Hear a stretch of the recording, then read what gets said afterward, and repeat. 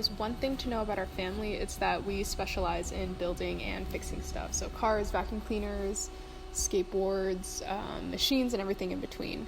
I would describe our type of mind as the one that sees things more or less, and we can already tell you how it works, what part of it is broken, what needs to be done to fix it, and how it could work better. It's very calculated, very precise, and very matter-of-factly. So describing design thinking to a mechanic would kind of be like describing oat milk to a dairy farmer.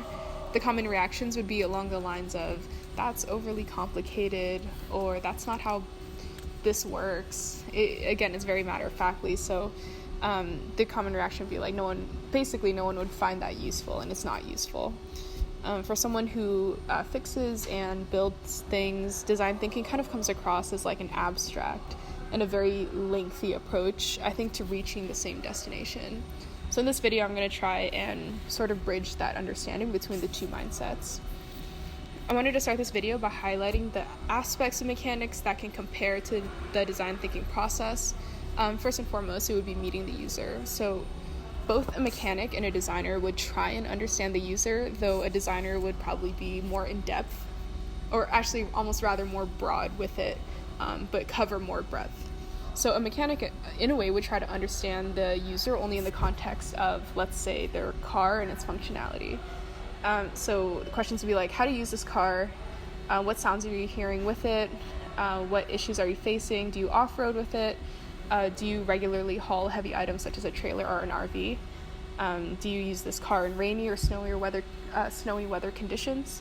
So that's kind of the extent to which they would ask questions. But then if you swap that person in place with the designer and pick up from there, a designer might want to build on these questions and do something like territory mapping, which is essentially zooming out on a user and what their environmental pushes and pulls look like. So a designer's follow-up questions might be along the lines of, do you use this car to transport other family members? How many gas stations or service shops are there where you live and work?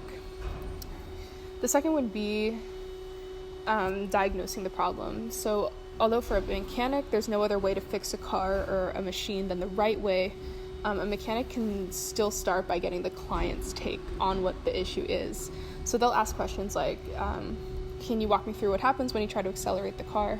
What do you think causes this issue, or what led to this issue? And can you describe what else you notice when you're operating this machinery? I think this is kind of similar to the design thinking process, where you put the client in control of the experience through something like journey mapping. So a designer's approach might look like creating a storyboard for the car owner, describing everything that happens essentially from the moment they leave the house to the moment they come back home after picking their kids up from school. So a full map of how someone uses a car, for instance, in their daily lives. The third thing would be testing the issue. So this may be a stretch, but mechanics will test the issue itself to see if the client's description is true and if there's anything else that's wrong that they haven't picked up on yet. I think this is similar to a designer conducting community interviews that extend beyond the interview with just the user, and they would essentially go throughout the community to do research to investigate what else the user experiences on a daily basis that they haven't described in detail, or they need more, or the designer needs more information on that person's daily experience, for instance. Now, where design thinking and mechanics, where I think they are inherently different, pretty much lies starting with the prototyping. So for mechanics, there's really only one end result that can't be contested. It's matter-of-factly, and there's only really one way to do each thing. So a check engine light, for example, every time that check engine light comes on, there's a code that comes with it if you take it to a mechanic. And that code will tell you exactly what the issue is. So, for example, I'm going to read an invoice that I wrote yesterday that kind of describes how that issue is diagnosed and what that looks like when we give that invoice to the client when they have to pay for the service for the car to be fixed. Vehicle arrived with the check engine light on. As a first step, you clear the check engine light, drove the vehicle within the first 10 miles, and the check engine light came back on. The code for that check engine light was for the cam sensor, 2 exhaust sensors, and 2 exhaust thermosensors. Check the light one more time, clear it, same code came back. Approval to replace the cam sensor, 2 exhaust sensors, 2 exhaust thermosensors. Replace parts, drove car again. No check engine light on, monitor ready for smog check, vehicle passed. Check engine light comes back on again after a few days. Code was for DEF pump. Approved to replace the DEF pump and top the DEF fluid. Replace parts as listed. And so that was the beginning to end what the service was for this client in particular. In design thinking, on the other hand, you would hear about a problem, and instead of knowing what to do right away or trying to apply what you did in a previous situation, a designer would try to unpack it as much as possible. So questions that they might ask, or what their kind of North Stars are, or like what might be causing this, are there other problems related to this one, what aspects of the user and or their environment might exacerbate the issue.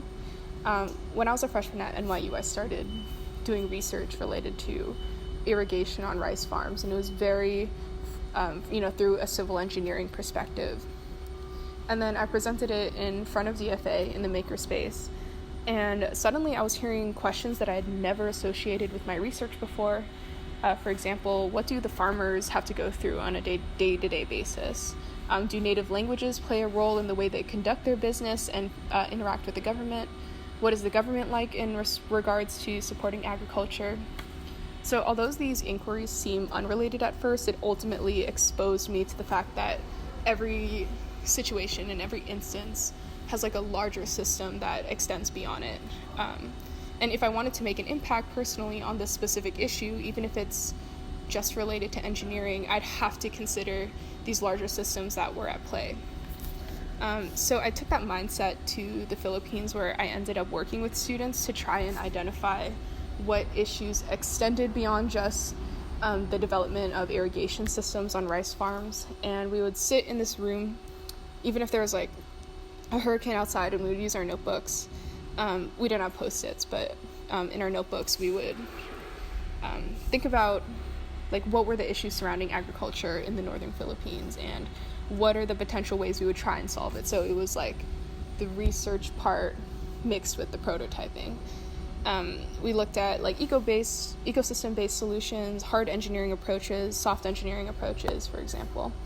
But ultimately, we decided on creating an agriculture entrepreneurship program up in the north, because through that process alone, young people were really excited about just the concept of being able to crowdsource for solutions that relate to the places that they come from. So just through the process, we found the solution itself, even if it wasn't something we like prototyped right off the bat. It worked because it put local youth in front of the issues that we were trying to tackle personally, and you could say that the efforts worked out, and coursing it through a design thinking process rather than so much of this is only going to stick with civil engineering. It ended up working out and it paid off.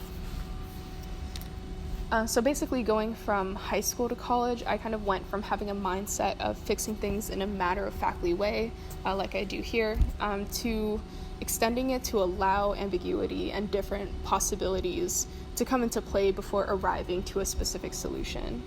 I don't think that one is necessarily better than the other, because on one hand, you can have a design thinking mindset that zooms out, throws in new possibilities left and right, and cuts down ultimately on time, money, and energy spent trying to fully produce a solution right away. But on the other hand, a mechanic's mind is also really good at having tunnel vision when it's needed. And at times, it's possible for tunnel vision to be more efficient when it jumps straight to putting a proposed solution to the test. So I think it's possible for both to kind of thrive. I hope this video is useful in trying to bridge an understanding between a design thinker and a mechanic, aka our family, who kind of seem to come from two different worlds. So for me, as someone who sits right in between,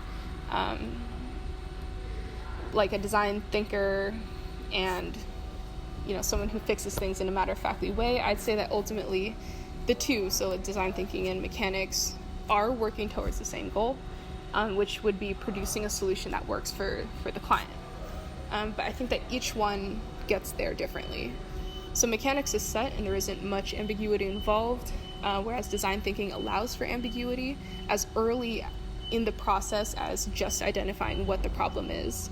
And in my opinion, if someone can utilize both approaches of zooming out with design thinking, but also kind of having tunnel vision as someone who's very precisely matter-of-factly, I think that person will ultimately be able to develop solutions to a wider range of problems, and not just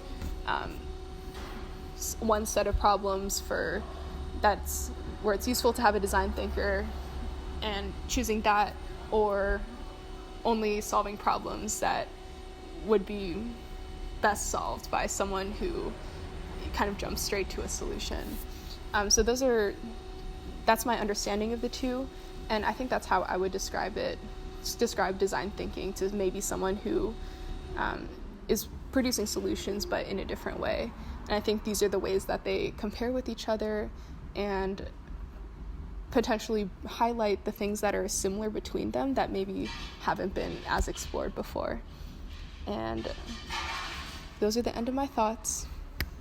This is a workshop that I work in. So taking this class and also building things here, I'm currently teaching kids how to build custom longboards.